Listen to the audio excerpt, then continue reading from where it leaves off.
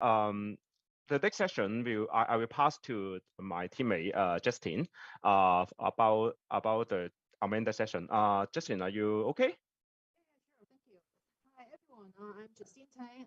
I'll be the MC for the next two sections. So the first one, start with a topic relevant to all of us, is about building your smart home with Home Assistant. As more of us are spending more time working from home, so how can we save more energy and save time? So I'd like to introduce a background of Amanda. Amanda is an active contributor and organizer in application of emerging technologies in Hong Kong. She's a lady in tech, so the stage is yours, Amanda. Hello, everyone. Can you hear me and see me clearly? Let me can release the share screen first. Yeah, I saw your screen. Yeah. Okay. Can you see my screen? Cool. Yeah. Great. So let me first introduce a little bit more about myself. In addition to what you've just heard, I'm actually the ambassador of the Women Techmakers Hong Kong and also GDG Cloud Hong Kong, as well as a product manager in Hong Kong Disneyland. So I work for Mickey and Minnie, and I also do tech podcasts, and you can follow me on Twitter, and feel free to connect me over LinkedIn as well. So maybe I just speed up a little bit because maybe everyone's hungry about having lunch. But I think this is a very fun topic because the current situation of smart home world is quite messy. If you shop around different shops, online shops, and you find different smart home products, each of them actually supports different ecosystems. Some of them may just have Google and Alexa support. Some of them may just only have HomeKit or just one of the ecosystem. And most of the time they don't talk to each other, right? This is a bit difficult. If you need to buy your smart home devices, you need to pick one ecosystem to stick with. This is a little bit frustrating. And sometimes if you see that particular product is really attractive, but you cannot use it at your chosen ecosystem, that's a pretty pity situation. So I just do not want to really spend time on this, but this is just a fun fact that they don't talk to each other. If you put different voice assistant to ask each other to do things, this is not a very great way to do so. So here we can use Home Assistant to help resolve this situation. Home Assistant is a project led by all these four guys. These are the four founders and developers. And their slogan is Awaken Your Home. It's a really open source project that you can all contribute to the code base. And it's also maintained by the entire worldwide community. It focuses on local and privacy first, and it can be run on different devices. Most people would really run it on Raspberry Pi or some other single board computers. If you have a spare PC or a Mac, you can still also run on it as a host or as a container. But if you run it as a container, you will have fewer features. So most people would really run it on a Raspberry Pi instead because it's actually power saving, and also it has a more complete feature because you can run the entire Home Assistant OS on it. It supports thousands of integrations that we will talk about later. And if you want to learn more about Home Assistant, you can go to their website, home-assistant.io. And they have a YouTube channel. These four guys will often host news about the new Home Assistant updates, and also have different tutorials and etc. And they do also sell some official hardware somehow. So they do have two different models of official hardware. One is based on Odroid N2 Plus single board computer. Another one is also based on Raspberry Pi Compute Module 4. This is the yellow model is a newer model that has much better hardware compatibility and performance. And you can even insert an SSD hard drive to the board instead of using a SD card. So basically, Home Assistant, what we talk about is more about local and privacy first, right? But if you want to use it with voice assistants like Google Assistant, Alexa, or Apple Home Siri integration, then you would need to subscribe to their monthly service on the cloud. They call this cloud service NABU CASA. So this is up to you. If you do not need voice assistant integration, you can just use their website. Then it's totally fine to control everything from your dashboard. So here it illustrates that you have different ecosystems inside your hardware portfolio. You can still control it through the Home Assistant and call from the Google or Alexa integration. You can just use the NABU CASA service.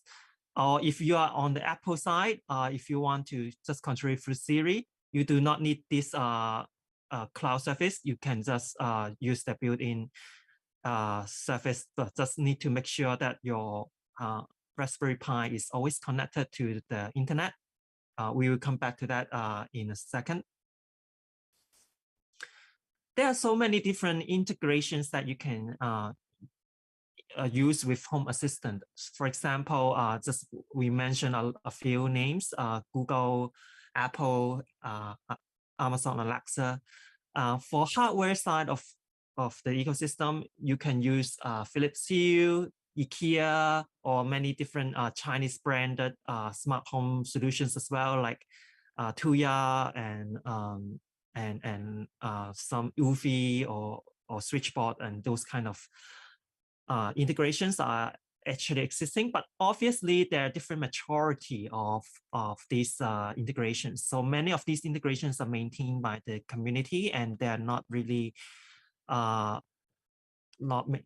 provided by the brand themselves. Sometimes some do, but some do not, and they keep maintaining these integrations by the developers and users.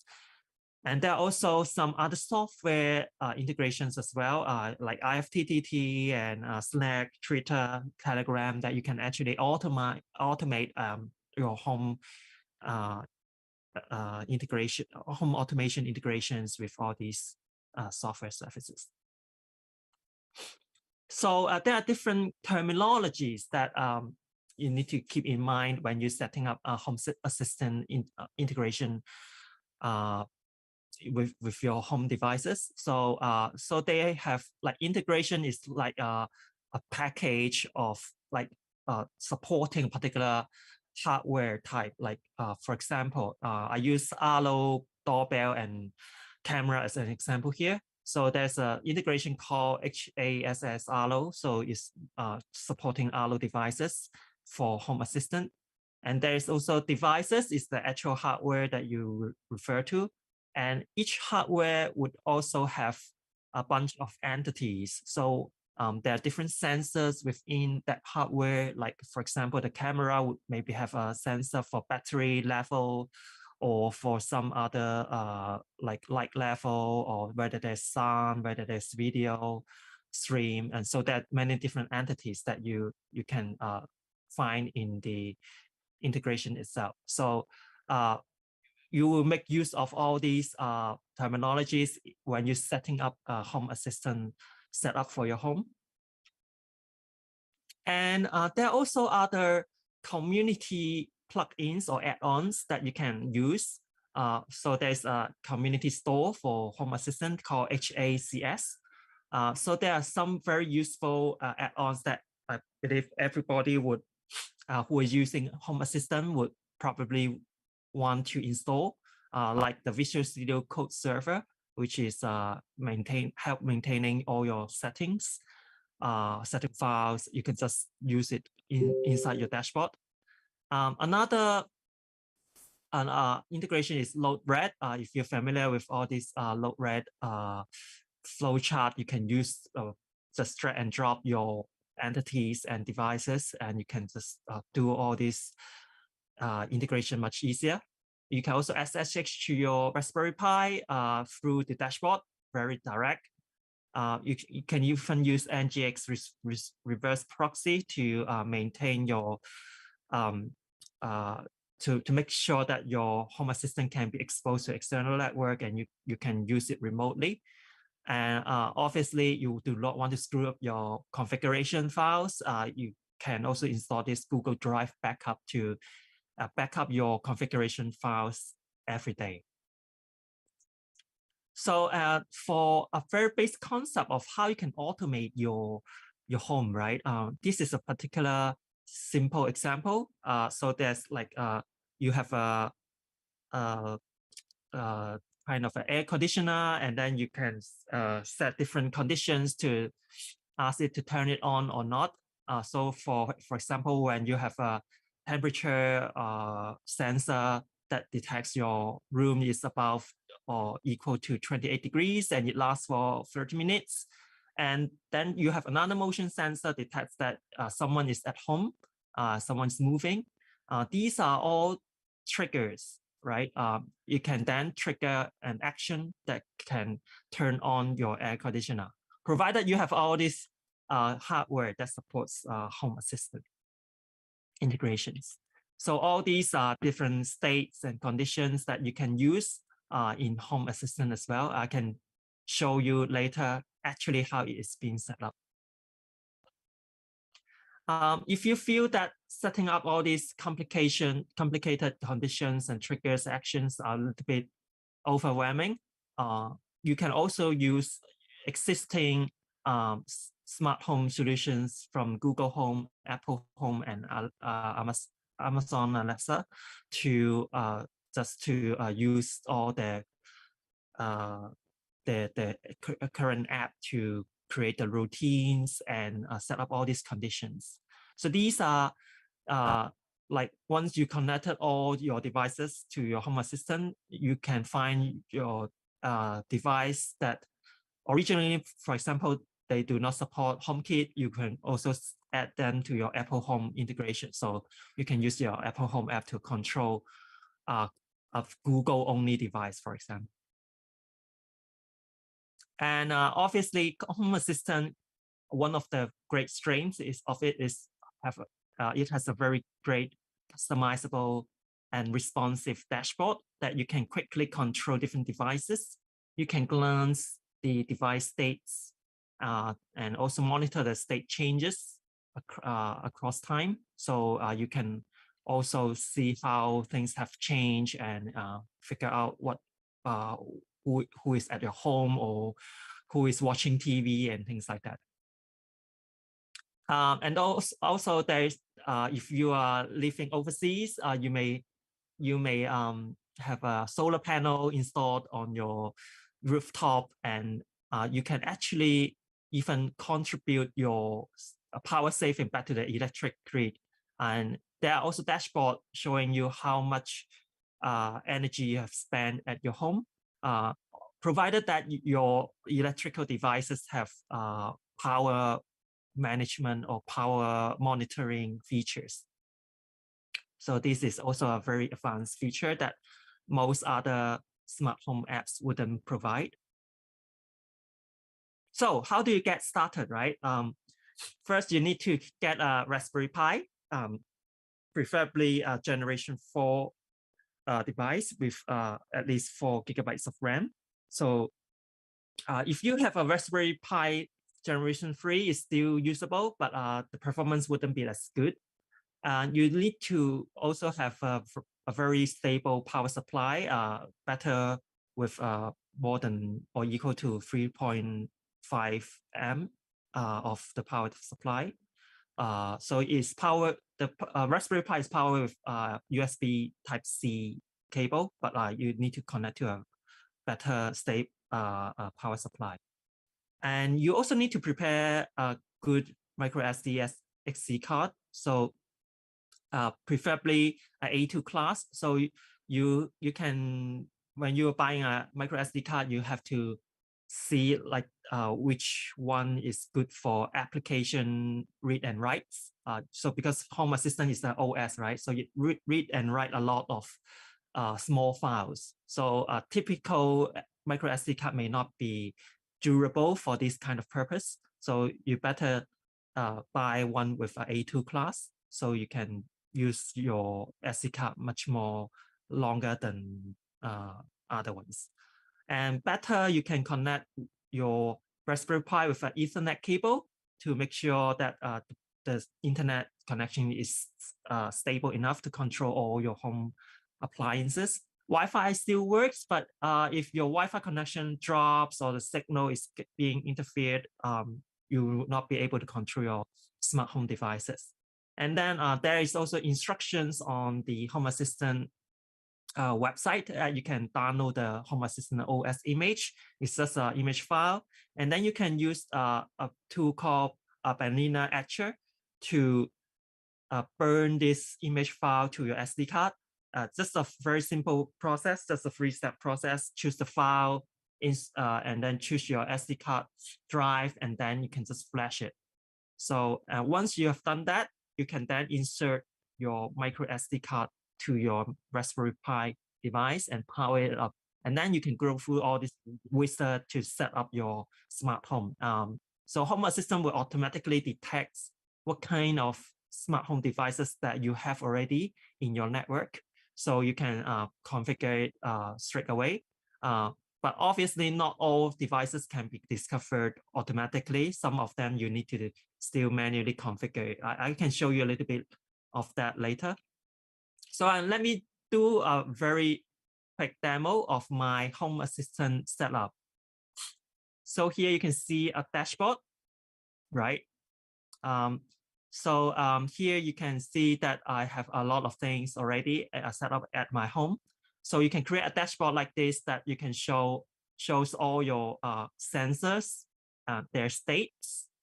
And even for the Raspberry Pi itself, you can put your widget here that shows the system performance, what is the CPU temperature, what is the memory status, so you can monitor the system, make sure it's stable.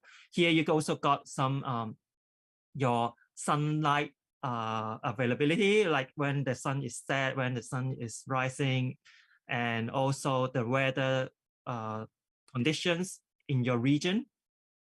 And you can use all this information to set up your rules. And you can also customize different applets and controls for different items. For example, spotlight and mirror light switch, this kind of items. I can demo it later how it works.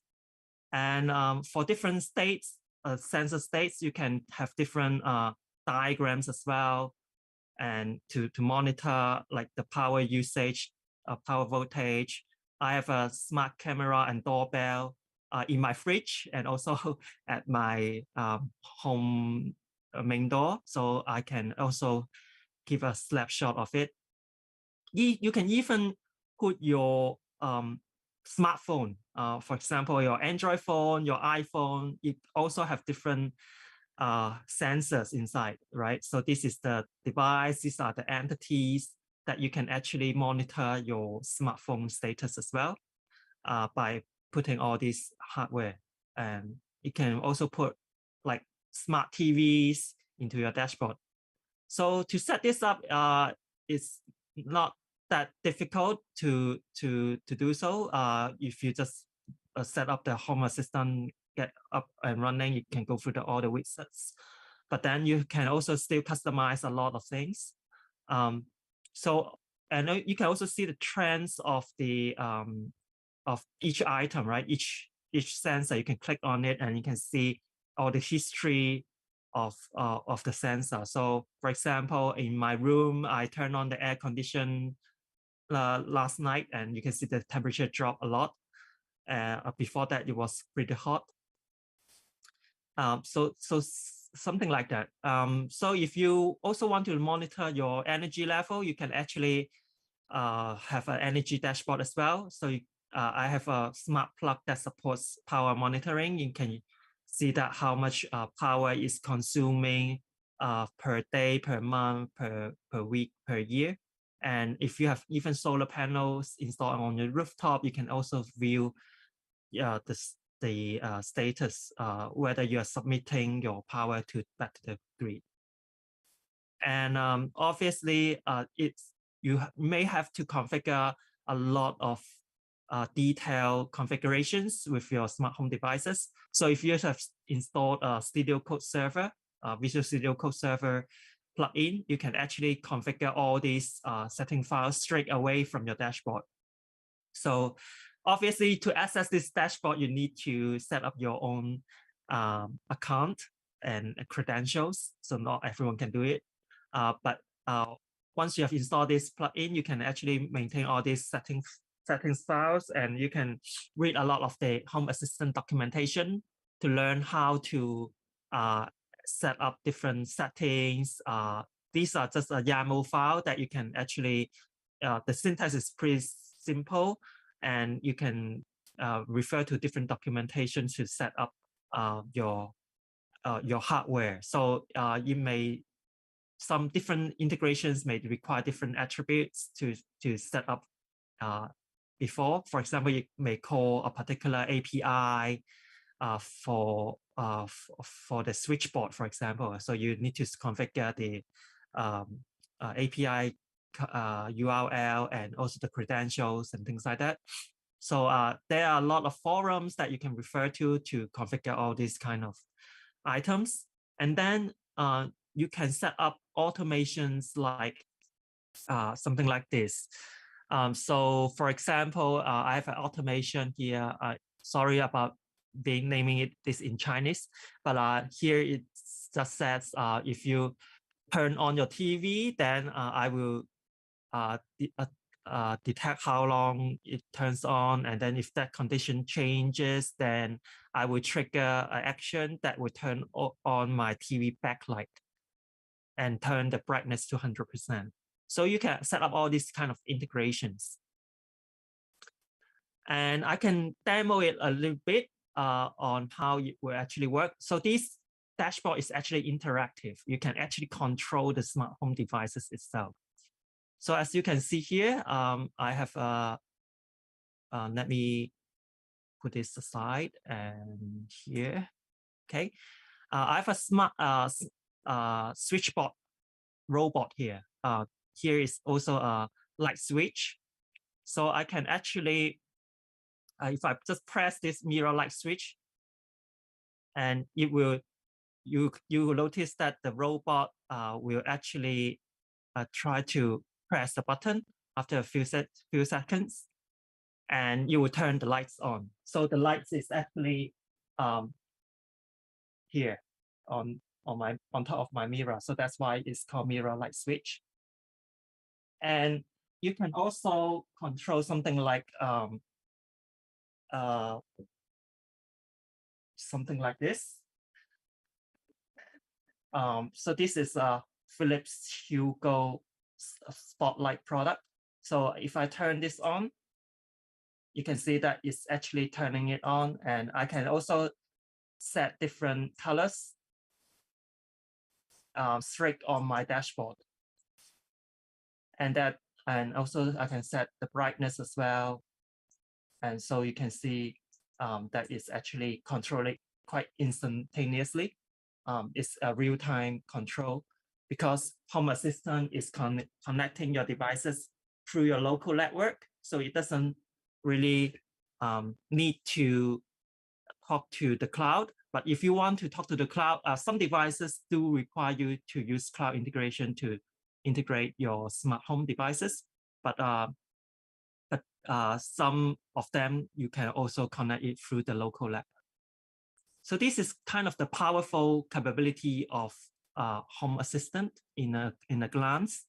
So I do not have too much more time left, but let me just show you a few tips as well. So if you want to use Home Assistant on your mobile apps, you can actually download it from both app stores, but then you have to set up a few things because Home Assistant is really local focused, right? If you want to use it remotely, you need to expose it to an external network. So you have to set up a few things like dynamic DNS. You have to get a SSL certificate because every traffic needs to be encrypted. And also you need to set up port forwarding from your Home Assistant's local IP to forward to your external IP. And then you need to install an Nginx SSL proxy add-on from the community store and configure your dynamic DNS there. And you also need to add the local proxy IP to the configuration files to ensure it's been referred to and mapped to the right IP address. So these are quite complicated process, but it's fun to do so. And if you can master that piece, you can definitely create a very comprehensive smart home. So it's a steep learning curve a little bit for all this setup, but it all works after you kind of set everything and you feel your home is smarter than ever. For example, it can detect when you come back home, you can turn on different things, different hardwares, even they're in different ecosystems. So speaking of different ecosystems, right? You may have heard of a new standard called Matter. So does it really matter? It does, because different companies like Apple, Google, Amazon, and the Zigbee Alliance has come together to form a new industry standard called Matter. So you may have heard it from Google I/O or from Apple's WWDC recently, that they are announcing that their smart home solutions are supporting the Matter standard. And the Zigbee Alliance is also reforming itself to become the Connectivity Standards Alliance. So because Zigbee is no longer working on their own standard already, right? Because through Matter, you can have support of multiple smart home connectivity standards like Thread, Wi-Fi, and Bluetooth Low Energy. They are all supported under the Matter umbrella. So by unifying all these standards to one application layer, you can actually have different ecosystems talk to each other. So this is actually quite familiar, right? Like what we are talking about, Home Assistant is actually gluing all these ecosystems together. So through Matter, you may have a much simpler step, and you may not require a complicated setup as I just mentioned in setting up the mobile app configuration. But then before that, you can still use Home Assistant to kind of interconnect all these ecosystems together. But then Matter is actually also supported in Home Assistant. But how would it be supported? You can actually learn more about it in an upcoming workshop. So they are actually scheduling a workshop on June 15th at 12 noon Pacific time. But that is actually 3 a.m. in Hong Kong time. But don't worry, because it's actually the entire workshop section will be recorded on the Home Assistant's YouTube channel that you can actually refer to afterwards. And there are a lot of useful resources that you can refer to. There's a Home Assistant forum, Reddit, Discord channels, and there are a lot of YouTubers also playing around the smart home setups, and you can actually learn a lot of some of the actual tips, which kind of hardware is good, and what are the where are the experiences and so forth. So you can actually watch a lot of these YouTubers to teach you how to set up Home Assistant at your home. So I hope that your home is now awakened, but what about you? Are you actually awakened by then? Hopefully you won't feel too sleepy. And I now open the floor for questions if you have any. Yeah, thank you, Amanda. We have a question from Mark New. Yep. He wants to know, can the Home Assistant be used in mainland China because some other apps are being blocked? Yeah, a very good question. Because Home Assistant is actually a local solution, right? You host it at your home. You have to buy your own hardware. You have to use Raspberry Pi. You install your OS, and as long as you use the local integrations of your devices, like for example in China, a lot of the smart home devices are using the Tuya platform, and Tuya does have a local integration supported in Home Assistant. So they is actually official support by Tuya, and a lot of China's smart home devices are on the Tuya platform. So you can actually use Home Assistant to control these devices locally. You do not need to rely on Google or Apple's cloud services. You can just use, once you have set up your dashboard on your web server, then you can actually use Home Assistant remotely. Okay, so that's the second question from Hayden. So yes, based on your experience, is the Home Assistant suitable for industrial use? For example, to use at IoT environment, as it may require precision and some other factors. Well, Home Assistant, as it names stands for, right? It's for your home, it's for industrial use. I believe because the platform is constantly evolving, and it's actually, I would say, it's still in its early days, even though it's been developed for quite a few years already.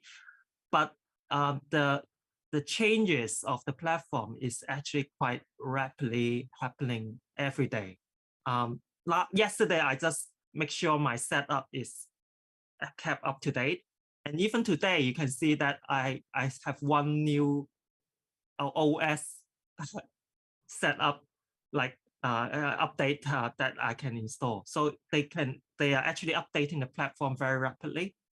So it's actually not too suggestible to install it in an industrial environment. So Hyven further asked, do you have any recommendations that we can consider for IoT? In terms of what kind of recommendation or consideration? Sorry, recommendation OSS we can consider for IIoT. OSS stands for open source software. Oh, yeah. Open source software. So Home Assistant is one. I think there's another one called Habitat. Yeah, so you can also consider this as well, but it has its own community and own subscription devices as well, but maybe not totally open source, but there are different ways to work around things. So as long as you have the patience and the skills, feel free to use that as well. Okay, thank you, Amanda. Thank you very much for your kind sharing. Let us close our section now. And for the afternoon, we have 4 other interesting presentations. We'll have 1.5 hours for lunch. So please come back before 2:30. And again, our lightning talk will start at 5:15. Please feel free to submit, to register and submit your slide before 4 p.m. today. Thank you, everyone.